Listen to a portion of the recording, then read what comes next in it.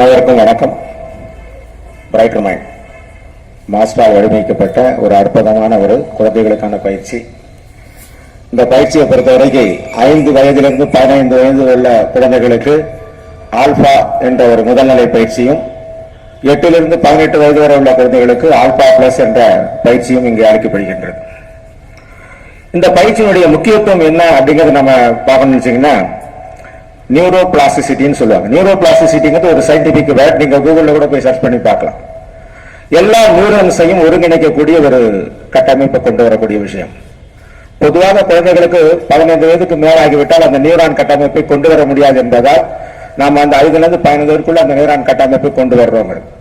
Neuron கட்டமைப்பை எப்படி கொண்டு வர்றோம் அப்படின்னு கேட்டீங்கன்னா, ஒரு ஒயிட் போர்டில் ஏகப்பட்ட பிளாக் டாட்ஸ் வச்சிருக்கோம். அந்த டாட்ஸை ஒன்றொன்று இணைக்க ஆரம்பித்தால் ஒரு நெட்வொர்க் ஃபார்ம் ஆகும். அது மாதிரிதான் நியூரோ பிளாஸ்டிசிட்டி என்று சொல்லக்கூடிய ஒரு விஷயம். அடுத்தது பார்த்தீங்கன்னா, அந்த குழந்தைகளுக்கு அந்த இளமை பருவத்திலேயே அந்த நியூரோ பிளாஸ்டிசிட்டி கிரியேட் ஆகி அதன் மூலமாக வருங்காலத்தில் அவர்களால் நினைவாற்றல், செய்யக்கூடிய கடமை தவறாமல் இருக்கக்கூடிய விஷயங்கள், எதையும் சாதிக்கக்கூடிய தன்னம்பிக்கை அனைத்தும் வரும். இந்த நியூரோ பிளாஸ்டிசிட்டி பத்தி சொல்லணும்னு கேட்டீங்கன்னா, ஒரு சின்ன உதாரணம் மகாபாரதத்தில் பார்த்தீங்கன்னா, அபிமன்யுவோட மனைவி சுபத்ரா நிறைமாத கர்ப்பிணியா அந்த அம்மா இருக்கிற நேரத்தில் அபிமன்யு சக்கர வியூகத்தை பத்தி சுபத்ராக்கு சொல்றாரு. அப்ப சுபத்ரா தூங்கிடுறாங்க. ஆனா வயிற்று இருந்த அந்த குழந்தை ஊங்கட்டிக்கிட்டே இருக்கு. அந்த உள்ள போற வரைக்கும் அதை சொல்லிக் கொடுத்ததுக்கு அப்புறம் கிருஷ்ணன் அபிமன்யு கூட்டிட்டு போறாரு. அதோட அந்த கதை முடிஞ்சிருது. அன்னைக்கு கண்டிஷனுக்கு பாரத போர் வரும்போது சக்கர வியூகத்தை வகுக்கிற அன்னைக்கு அர்ஜுனன் அந்த போர்ல இல்ல. அப்ப அதை யார் அந்த சக்கர வியூகத்தை உடத்தி போகும்போது அபிமன்யு நான் வரேன்னு சொல்றாரு. அவர் தான் அர்ஜுனோட வயிற்றுல இருந்த அந்த குழந்தை தான்.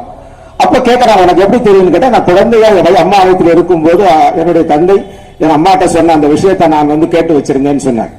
இதுதான் நியூரோ பிளாஸ்டிசிட்டிக்கு ஒரு சிறிய உதாரணம். எப்படி அந்த குழந்தை சிறு வயதில் அதை அந்த வயிற்றுல அம்மா கர்ப்பத்தில் இருந்த காலத்தில் அது எப்படி அதை சேர்த்து வச்சிருந்ததோ, அதை பெரியாராக அதை பயன்படுத்த ஆரம்பித்தது. இந்த பயிற்சி இந்த குழந்தைகளுக்கு கொடுப்பது வாழ்நாளுக்கான ஒரு வெகுமதி நாங்க சொல்றோம். ஏன்னா இன்றைக்கு பாத்தீங்கன்னா நம்ம இன்றைக்கு இருக்கக்கூடிய காலகட்டத்தில் குழந்தைகளை நிறைய ஸ்ட்ரெஸ் எந்த குழந்தைய பார்த்தாலும் ஸ்ட்ரெஸ் இருந்தது. அந்த நிலைமை இல்லாமல், அந்த குழந்தைகள் ஸ்ட்ரெஸ் இல்லாமல் படிக்கக்கூடிய பாடத்தில் கவனம் செலுத்துவது எல்லாமே செய்யக்கூடிய ஒரு வாய்ப்பை இந்த பிரைட்டர் மைண்ட் தான் கொடுக்கின்றது. இந்த பிரைட்டர் மைண்ட் மற்ற இடங்கள்ல பல வகையில பிரெயின் பயிற்சி கொடுத்தாலும் எங்களை பொறுத்தவரையிலே இருபக்க மூளை திறனை அதிகரித்தல் அப்படிங்கிறது. சிலர் சொல்லுவாங்க right brain activities, left brain activity. அப்படி இல்லை. இருபக்க மூளை திறனையும் நாம செயல்பாட்டுகளை நாம கொண்டு வருவதற்கான ஒரு அற்புதமான ஒரு விஷயம். இந்த பயிற்சி அவசியம் குழந்தைகளுக்கு, உங்கள் குழந்தைகளுக்கு கொடுக்க வேண்டிய ஒரு கட்டாயம். இன்றைக்கு நீங்க இதை கொடுத்துட்டீங்கன்னா வருங்காலத்தில் அவர்கள் பெரியவர்களாகி ஒரு +1 +2 போற காலத்தில் பாத்தீங்கன்னா அவங்க பயப்படவே மாட்டாங்க. ஏன்னா அவங்களுக்கு எது படிக்கிறாங்களோ அதெல்லாம் மெமரி ஸ்டோர் மாதிரி ஸ்டோர் ஆயிடும். அவர்களுக்காக நீங்கள் செலவழிக்க வேண்டிய கட்டம் அந்த காலத்தில் தேவையில்லை. இப்பவே நீங்கள் அவர்களை நல்ல வகையில் அவர்களுக்கு பயிற்சி கொடுத்து ஒரு நல்ல ஒரு குழந்தைகளாக நீங்கள் உருவாக்க வேண்டும். ஏன்னா ஒவ்வொரு தேர்வுகள் வரும்போது பார்த்தீங்கன்னா தேர்வு முடிவுகளை போய் நிறைய குழந்தைகள் தற்கொலை பண்ணிக்கிறது. காரணம் என்னன்னு கேட்டீங்கன்னா ஸ்ட்ரெஸ், படிங்கிற ஸ்ட்ரெஸ், மார்க் வரலன்னா ஸ்ட்ரெஸ். இந்த குழந்தைகளை பொறுத்தவரையிலே அந்த ஸ்ட்ரெஸ் எதுவும் இல்லாமல் மிகவும் அற்புதமாக படிக்கக்கூடிய நினைவாற்றல் திறமை, எதையும் முடிவெடுக்கக்கூடிய திறமை, அனைத்து திறமைகளும் இந்த குழந்தைகளுக்கு